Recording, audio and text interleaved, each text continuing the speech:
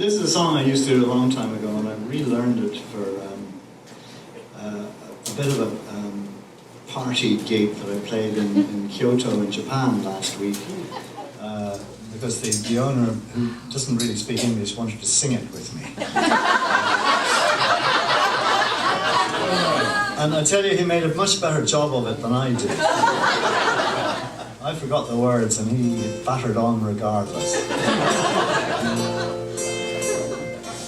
So this might not be a perfect rendition, but it's a song I want to do anyway. It's called Edward Connors. I learned it from a great man up in North County Derry, a man called Eddie Butcher, of whom it was once famously said that he had a huge abattoir of song.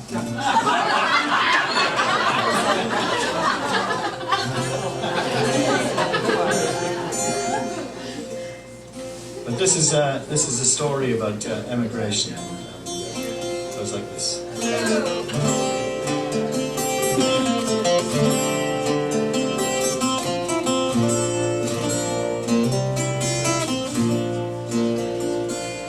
Come on, you loyal Irishmen, listen all for a while.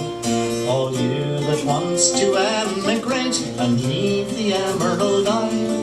A kind advice I will give you, which you must bear in mind, how you will be forsaken when you leave your land behind. My name is Edward Connors, and the same I'll ne'er disown.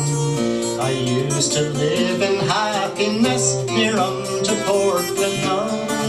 I sold my farm, as you will hear, which grieves my heart full sore. And I sailed away to Amerikay, I left the Shamrock shore. For my mind it was deluded by letters that were sent by those that a few years ago to Canada had went. They said that they like princes lived and earning gold galore, and they laughed at our misfortune here all on the Shamrock shore. So it's with my wife and my family to Belfast I went down. I purchased tickets on the boat to Quebec, she was bound. My money, it was growing short when I laid in sea store, but I thought my fortune would be won when I reached the other shore.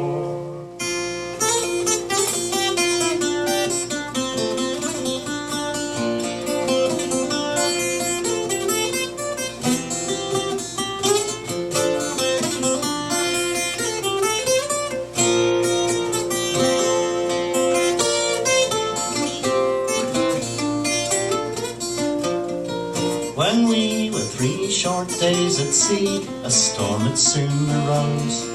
It threw our ship on her beam ends, woke us from our repose. Our sea store then it was destroyed by water that down did pour. How happy we would then have been at home on the Shamrock shore. And when we were 9 long days at sea, our sea store was all gone. And there upon the ocean wide, with nowhere for to run. But for our captain's kindliness, he kindly gave us more. We would have died with hunger ere we reached the other shore.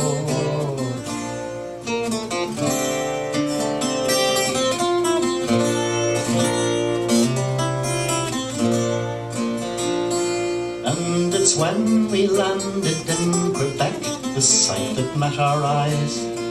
300 of our Irish boys, which did us sore surprise. With a sorrowful lamentation, charity they did crave, and a little trifle we could spare, to them we freely gave.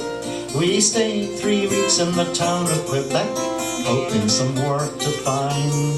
My money, it was growing short, which troubled my mind. For I had friends when I had cash, but none when I was poor.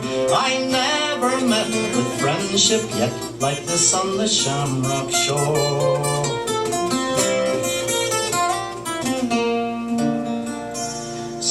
Come all who are intending now strange countries for to roam. Bear in mind you have as good as Canada at home. Before that you cross over the main where foaming billows roar, think on the happy days you spent all on the Shamrock shore.